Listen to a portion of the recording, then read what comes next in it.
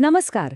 चला, आज जातक कथांमधल्या एका अशा गोष्टीत डोकावूया जी आपल्याला विश्वास, मैत्री आणि एका भयंकर चुकीबद्दल खूप काही सांगून जाते.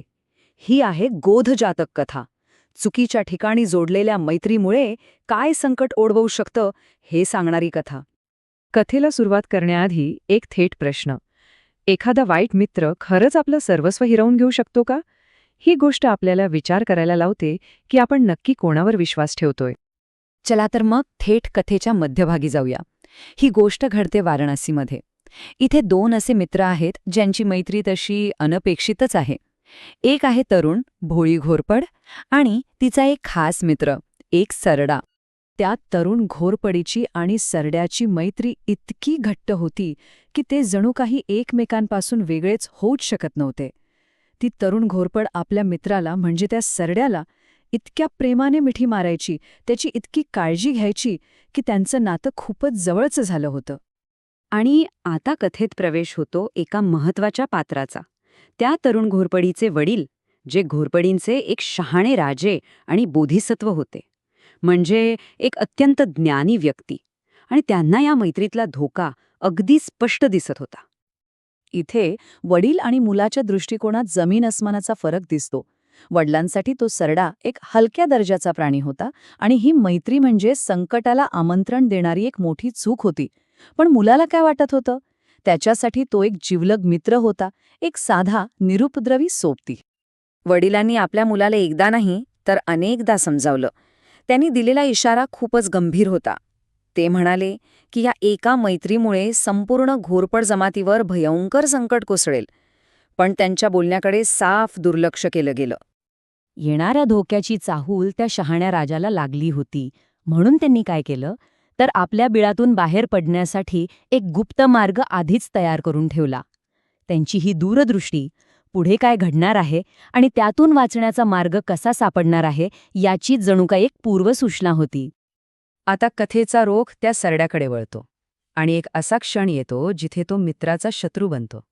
पण त्याने विश्वासघात का केला असेल? याचं कारण असं होतं की जसजशी ती तरुण घोरपड मोठी होत गेली तसतशी तिची प्रेमाची मिठी त्या लहानशा सरड्यासाठी डोंगरा एवढी आणि असह्य झाली. त्याला अक्षरशः वाटू लागले की या मिठीमुळे एक दिवस आपला जीवच जाईल. आणि अशातच एक दिवस जंगलात एक शिकारी येतो. त्याच्या हातात फावडं असतं आणि मागे कुत्र्यांचा घोळका. मनात राग धरून बसलेल्या त्या सरड्याला यातच आपली संधी दिसली. तो सरडा त्या शिकायाला एक अतिशय थंड डोक्याने रचलेली योजना सांगतो. तो म्हणतो, आग आणि पालापाचोळा घेऊन ये, बिळाच्या तोंडाशी धूर कर, म्हणजे सगळ्या घोरपडी बाहेर येतील. बाहेर कुत्र्यांना तयार ठेव आणि त्या पडून जातानाच त्यांना एका फटक्यात मारून टाक. आणि एवढं सगळं रचून तो सरडा जवळच डोकं वर करून वाट पाहू लागतो.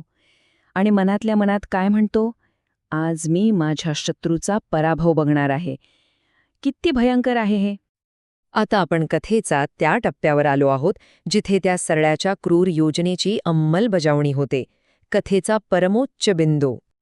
शिकाऱ्याने योजनेप्रमाणे बिळात धूर सोडला. आतमध्ये श्वास गुदमरल्यामुळे घोरपडींना जीव वाचवण्यासाठी बाहेर पडण्याशिवाय दुसरा कोणताही मार्ग उरला नाही. सगळीकडे एकच गोंधळ आणि भीतीचं वातावरण पसरलं. या संकटाची झळ खूप मोठी होती. शिकारी आणि त्याचे कुत्रे बाहेर पडणाऱ्या घोरपडींवर तुटून पडले आणि त्यांनी शेकडोंना ठार मारलं. ही एक प्रकारची सामूहिक कत्तलच होती. पण या सगळ्यात बोधिसत्व म्हणजे ते शहाणे वडील, त्यांनी आधीच तयार केलेल्या त्या गुप्त मार्गाने निसटून आपला जीव वाचवतात. त्यांच्या दूरदृष्टीमुळेच ते एकटे यातून वाचू शकले. तर आता आपण कथेच्या शेवटाकडे आलो आहोत, जिथे आपल्याला ह्या कथेचं खरं तात्पर्य काय आहे आणि तिचा खोलवरचा अर्थ काय आहे ते कळेल. वाचलेले बोधिसत्व तेव्हा एक महत्वाचा श्लोक म्हणतात, जो या कथेचा थेट धडा सांगतो. वाईट संगतीचं फळ कधीही चांगलं मिळत नाही. केवळ एका सरड्याच्या मैत्रीमुळे संपूर्ण घोरपड जमातीचा नाश झाला. पण थांबा, ही गोष्ट फक्त एका साध्या बोधकथेपुरती मर्यादित नाहीये. बौद्ध परंपरेमध्ये जातक कथांमधली पात्र ही बुद्धांच्या जीवनातल्या खऱ्याखुऱ्या व्यक्तींचं प्रतिनिधित्व करतात.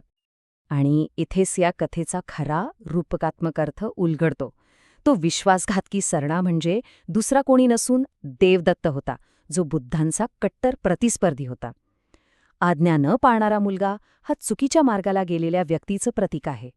आणि ते शहाणे घोरपड राजे, ते म्हणजे स्वतः बुद्ध.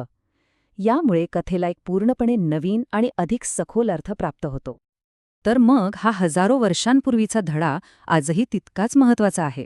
आणि तो आपल्याला एका गहन विचारात पाडतो की आपल्या आयुष्यात असे सरडे कोण आहेत ज्यांच्यावर ठेवलेला चुकीचा विश्वास आपल्यासाठी एखादं मोठं संकट तर घेऊन येणार नाहीये ना.